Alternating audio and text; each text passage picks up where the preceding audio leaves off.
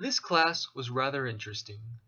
I read a well-written book, watched some well-made videos, read some theories, engaged in discussions, and saw firsthand how teachers deal with autistic students. Overall, it was a worthwhile experience, and I am glad that I did it. I am not entirely certain what I learned, for reasons that I will go into later, but I have started to think of myself and how I react to things as an autistic person in new ways.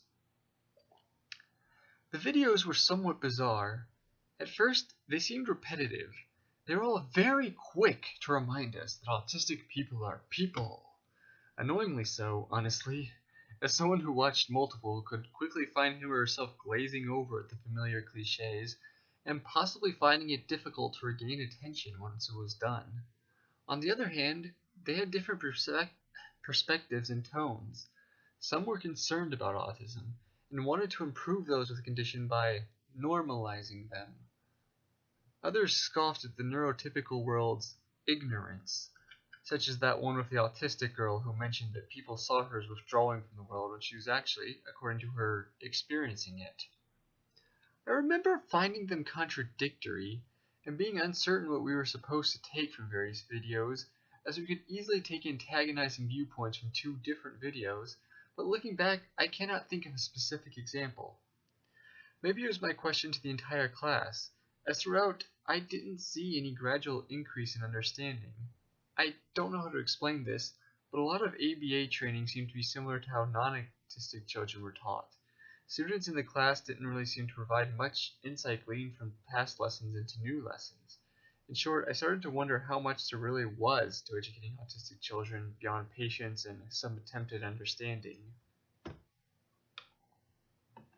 This, from my perspective, bled over into the classrooms I observed. The lessons and videos we watched addressed how autistic children's strange behavior can sometimes be ascribed to stimuli or other things, and gave some relatively unique solutions to these issues beyond telling students to just stop it.